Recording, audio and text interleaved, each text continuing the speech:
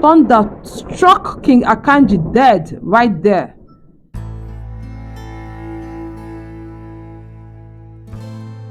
In the grand kingdom of Ikosi, there reigned a wise and benevolent king named Abiye.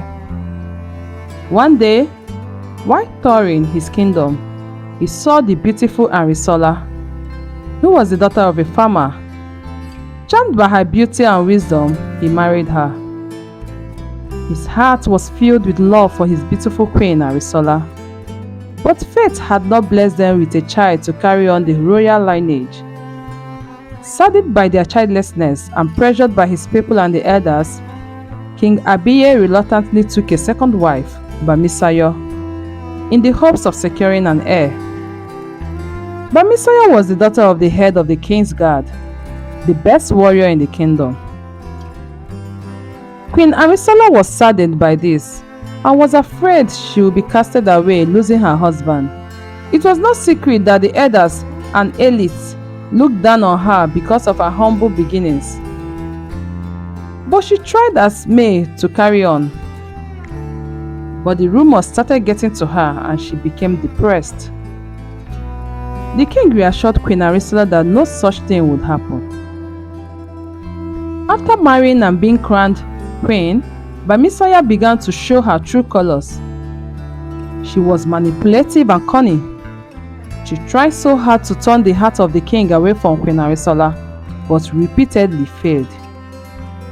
With each failure, her resentment grew towards Queen Arisola.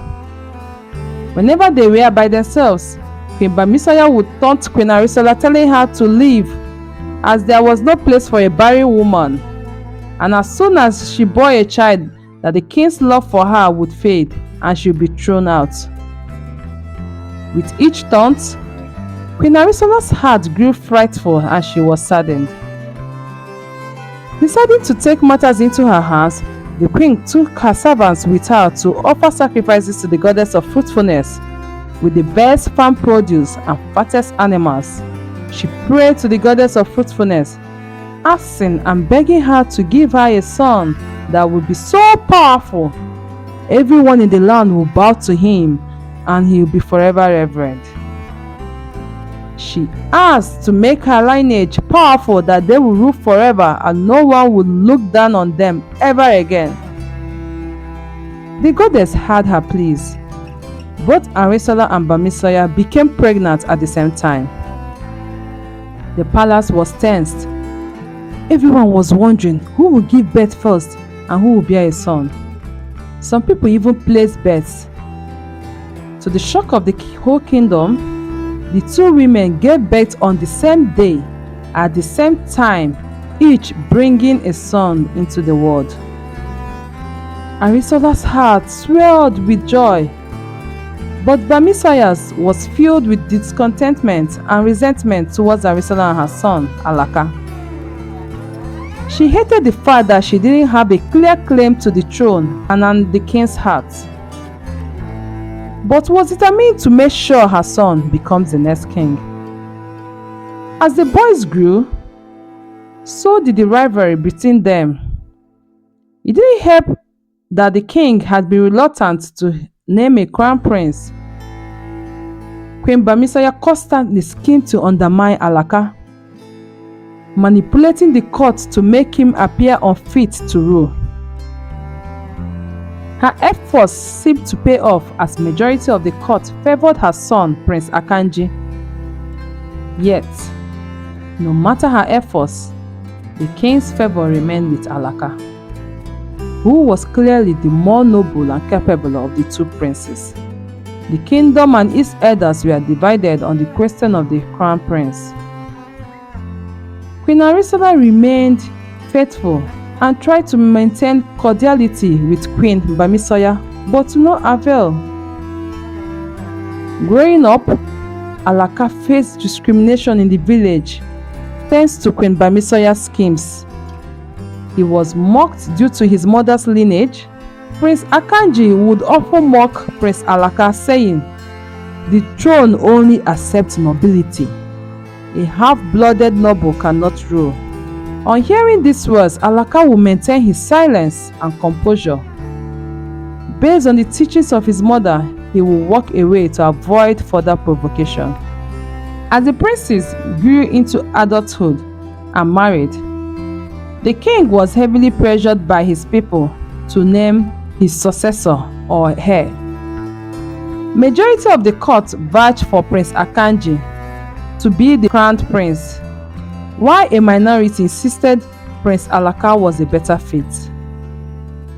The kingdom was divided, and as the years passed by, there was tension and anticipation on whom the king would choose. The king, troubled and uncomfortable with the state of the kingdom, knowing that Prince Alaka was the best fit, would try severally to name him the heir amongst his inner court. But whenever he did, there would be an uproar in the court with the two sides conflicting. The king suddenly fell ill with a strange and unknown ailment. The herbalist tried and failed to diagnose and treat the king. It became glaringly obvious that the king would soon die. Queen Bamisaya knew she would have to act fast to ensure her son gets the throne.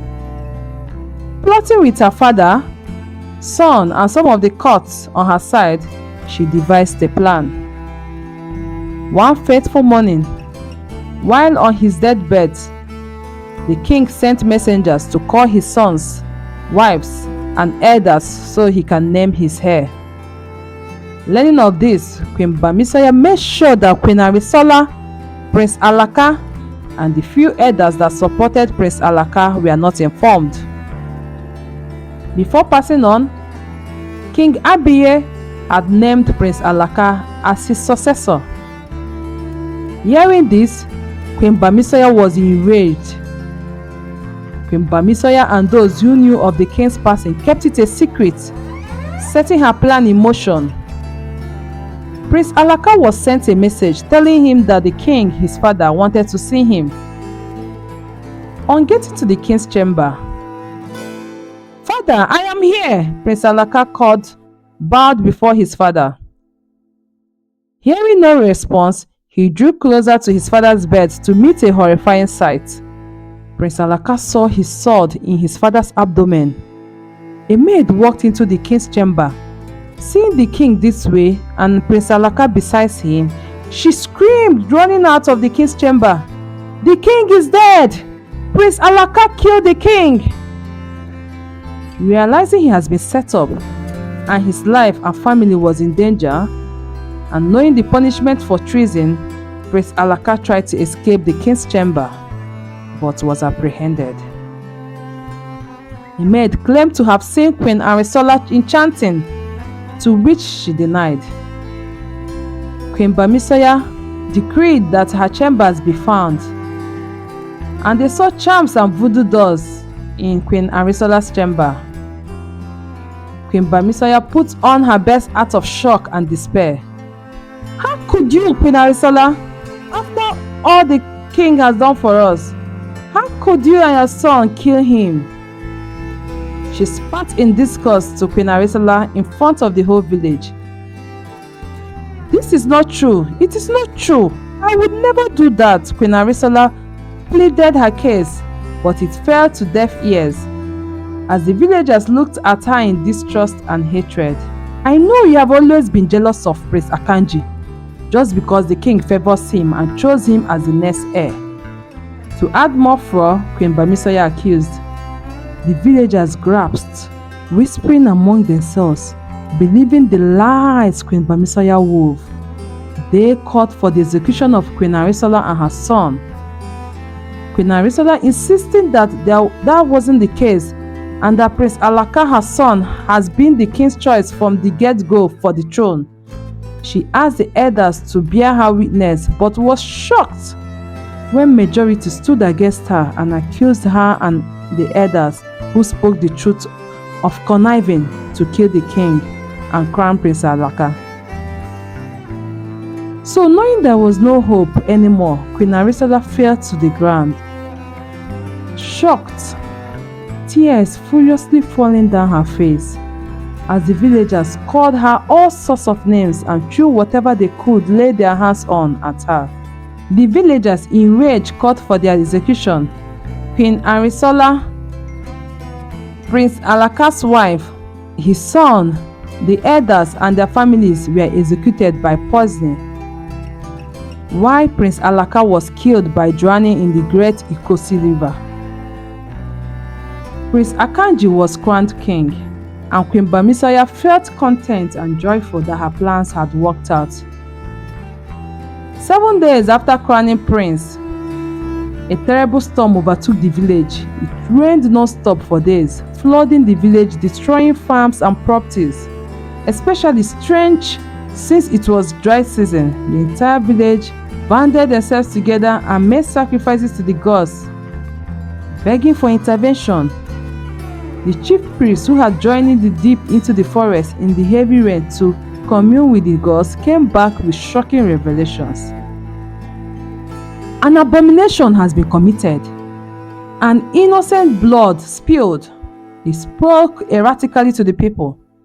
Everyone looked to each other in fear and confusion inside the town hall. "You," the chief priest pointed at the Queen Bamisoya, "the fruit of your greed is threatening to swallow this village as a whole," he shouted. There was a brief silence in the hall as everyone looked to the Queen Mother in confusion. Queen Bamisoya felt panicked and was overwhelmed with fright. What are you talking about?" she stammered. "You know what you, your son and cohorts have done. Confess now, and you shall obtain mercy, or else you will face punishment from the gods," he replied her in anger. "What is the meaning of this?" King Akanji shouted, standing from his throne. "What are you trying to say?" he questioned again. "Perhaps there have been some confusion, so I would ignore your accusations, but watch your tongue," Queen Bamisoya replied in fake bravado. The villagers grew more confused with the exchange. "Tell us what the gods have revealed," a villager shouted. "Why you speak in riddle? Our farms, properties are being destroyed and our lives are in danger," another added, with a solemn look on his face. "They have accused and spilled innocent blood," he replied, pointing at the queen and her son. "How dare you!" King Akanji screamed. "The gods are not man that you can fool," the chief priest replied. Immediately after his utterance, thunder struck King Akanji dead right there. The whole kingdom was shocked. The Queen Mother quickly rushed to the side of her son, screaming and wailing for him. "No! No!" she screamed. "No! This cannot be! After everything!" she wailed, holding his body to her chest. Slowly, she began confessing all her crimes. The villagers were stunned to silence and stricken by grief. After her confession, the ferocity of the hen reduced. The villagers, forming an angry mob, was ready to attack Queen Bamisoya and her cohorts, but they were stopped by the chief priest. He further revealed, doing so will not change anything, and that they must atone for what has been done. The entire village, alongside Queen Bamisoya, carried sacrifices to the river bank. Seeing the puzzle on the villagers' faces as to why they were offering sacrifices at the river bank instead of the shrine, the chief priest explained. After Prince Alaka had been drowned in that river, seeing his pain, the gods decided to reward him and made him the god of that river. The villagers could not believe it, and so they offered their sacrifices and begged for mercy on the 8th day. The water rose to form a giant image of Prince Alaka. Seeing this, the entire kingdom fell to their knee and bowed. He told them he had heard their pleas and that the rain would stop and riverbank would flow back to its normal position. But the lineage of Queen Bamisoya and her cohorts would be forever paralyzed and have leprosy, and none should ever be given a title of any sort in that kingdom. After his declaration, the entire river went back to its original position. The rain ceased and the weather went back to normal. Now, left without a leader, the people looked at each other, confused. Just then, a guard came out with a Prince Alaka's young son and confessed that when they had asked them to execute Prince Alaka's family, he had hidden the boy and placed the body of another who had died of illness instead. And so Prince Alaka's son, Akinsola, was crowned the king of Ikosi. The kingdom celebrated for 3 days and 3 nights. Even though he was very young, the kingdom prospered under his reign. To this day, the descendants of Queen Bamisoya and her cohorts are paralyzed and they suffer from leprosy. The river was renamed River Alaka after the prince. Every 3rd month of the year, the kingdom will come together to offer sacrifices to Alaka, after which a 3-day celebration ensues. Thank you so much for tuning into Beje's Folktales. I hope you enjoyed the story. Please don't forget to subscribe, like and comment.